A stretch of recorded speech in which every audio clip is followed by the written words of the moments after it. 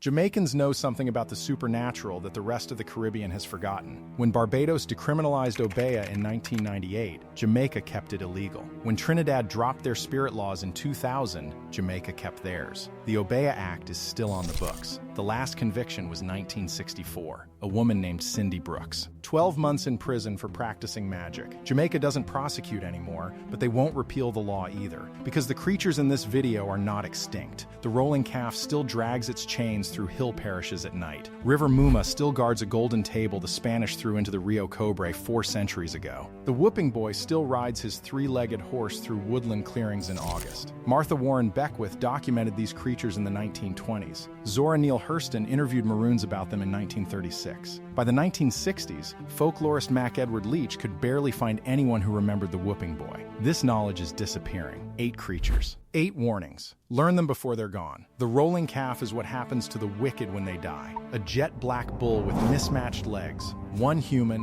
1 horse, and eyes that glow red. Fire pours from its nostrils. A chain collars its neck, links scraping the road as it moves. The chain is the point. Rolling calves are always male. They are the spirits of men who were butchers or plantation overseers or murderers in life. The cruelty they dealt out returns to them as eternal wandering in animal form. If you encounter one, reach a crossroads before it does. It cannot pass, or drop objects behind you. Like all duppies, it must stop to count them. These are survival instructions, not folklore. Jamaicans believe a person has 2 souls. One ascends to heaven. The other stays in the coffin for 3 days. If the funeral goes wrong, that second soul escapes as a duppy. Duppies cannot count past 9. Throw rice at one, and it will stop to count every grain until sunrise. Scatter salt at your doorway, and it cannot enter. Wear red, and it will not approach. These are the oldest laws on the island. An obeahman can command a rolling calf. Beckwith documented cases in 1924 where obeah practitioners sent rolling calves after specific victims. The creature is not random. It can be aimed. The Obeah Act criminalized these practices in 1760, directly after Tacky's Rebellion, the largest uprising of enslaved people in the 18th century British Caribbean. Over 1,000 rebels followed a Fante war captain named Tacky because obeahman gave them spiritual protection, powder that would stop bullets, oaths that bound fighters together. When the colonial authorities crushed the rebellion, they criminalized the magic. Not because they disbelieved it, because they feared what it could do. You cannot repeal protection against something that might still work. Ol Hige is older than Jamaica. In 1934, anthropologist Joseph John Williams traced her to the Ashanti Obaifo, a West African witch who sheds her skin to travel at night, emits phosphorescent light from her armpits and orifices, and drinks blood. She appears as an old woman by day. At night, she peels off her skin, stores it in a mortar, transforms into a ball of fire, and flies in search of babies. Thomas Banbury documented the belief in 1894. Women addicted to becoming a Hige had the power of divesting themselves of their skins, and with their raw bodies issued out at nights in quest of blood. Jamaican mothers believed the 9th night after birth was most dangerous. They placed open Bibles in cribs, tied red ribbons on tiny wrists, scattered rice at doorways because Ol Hige cannot count past 3. She will crouch over those grains until dawn, but the surest defense is this: find her mortar while she flies. Pour salt into her shed skin. When she returns at sunrise and tries to put it back on, the salt burns. She cannot re-enter her own body, and she dies in the morning light. River Muma is not a mermaid from European fairy tales. Scholars disagree on her origins. Martha Warren Beckwith linked her to European mermaid traditions. Professor Heidi Brown at the University of Texas at Austin traces her roots to Central African Congo heritage traditions in West African water goddesses like Yemoja. She appears at midday on rocks in Jamaica's rivers, combing her long black hair with a golden comb. All the fish in her waters are her children. Beckwith documented sightings across 5 rivers. Locals at Flat Bridge and St. Catharines say the river has pulled whole vehicles under. Clinton Black's Tales of Old Jamaica records 24 bulls and 6 slaves drowned, retrieving a table under a plantation owner's orders. Over 100 deaths are estimated at this location. When the water turns parrot green, they say, River Muma is about to claim someone. The golden comb is the trap. If you find it left behind on a rock, you will become rich. But River Muma will come for you, in dreams at first, then in the current. And beneath the surface, she guards something else. A golden table that Spanish conquistadors threw into the Rio Cobre 4 centuries ago. On the hottest days at noon, the table rises from the water and hovers. No one who has tried to touch it has returned. The golden comb is always a trap.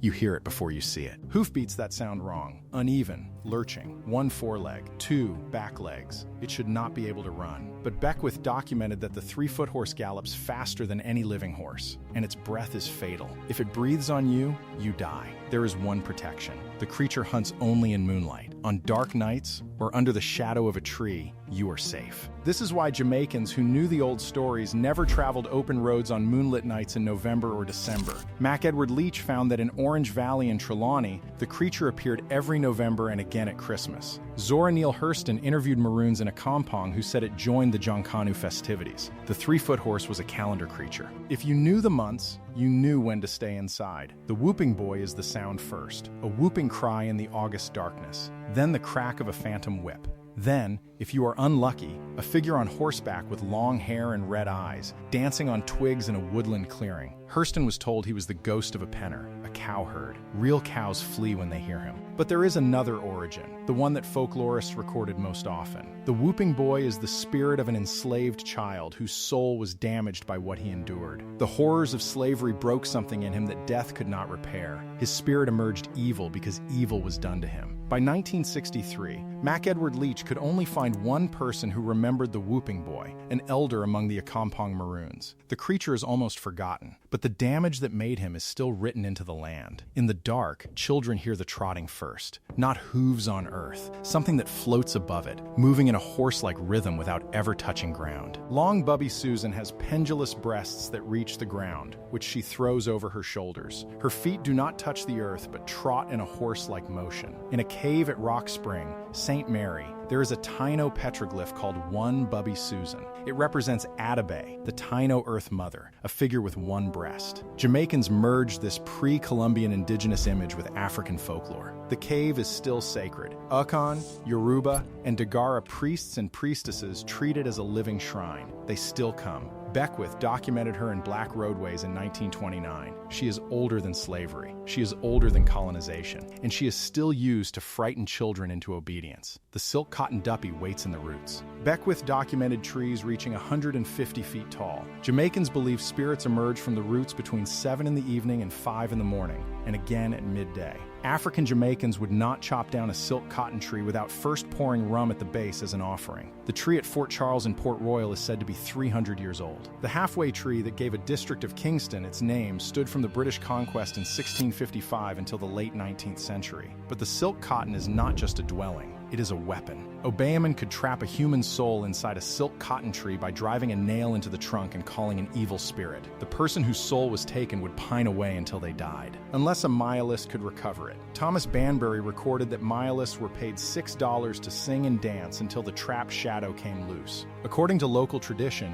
it was under a cotton tree that the Maroon leader Cudjoe signed a treaty with Colonel Guthrie, ever after held in veneration. The sacred and the dangerous were never separate. If you see one with a nail driven into the trunk, walk away. He came to Jamaica on slave ships, and something changed. Anansi is not a duppy. He is a god, the son of Niame, the sky god, and Asaseya, the earth goddess in Akan tradition. His name means spider in the Akan language. He owns all stories. In Ghana, every folktale is called Anansesum, spider story, because Anansi earned the right to have them named after him. On the plantations, Anansi became a symbol, the weak defeating the strong through cunning. Enslaved people told Anansi stories where plantation owners were outwitted, where cruelty was punished, where the small and despised came out ahead. The owners sometimes requested the stories. They did not understand what they were hearing. When Jamaican Maroons were deported to Sierra Leone in 1800, they carried the Anansi stories back to Africa. The spider completed a circle. He had traveled from Ghana to Jamaica on a slave ship and returned to West Africa in the mouths of freedom fighters. In the American South, his name became Aunt Nancy. His stories became Brer Rabbit. Every trickster tale your grandmother told you has Anansi somewhere in its ancestry. If you know an Anansi story your grandmother told, that story is older than any of us. These 8 creatures are still on the island. The Obeah Act is still on the books. When other Caribbean nations began decriminalizing obeah in the late 1990s and early 2000s, Jamaica kept its law. The last conviction was 1964, a woman named Cindy Brooks, for practicing magic. No one has been prosecuted since, but no government has repealed it either. 60 years of silence. That is not oversight. That is policy. In May 2025, Professor Clinton Hutton filed a constitutional challenge against the Obeah Act. The law may finally fall, but the creatures will not fall with it. They were here before the British arrived. They will be here after the law is gone. If you grew up hearing these stories from your grandmother, or if you have walked past a silk cotton tree and felt something, the comments are open. What did we miss? What did tourists never hear? I want to know which creature you knew before this video, and which one your family warned you about that I did not cover. The next film comes from the comments. What protection did your family teach you?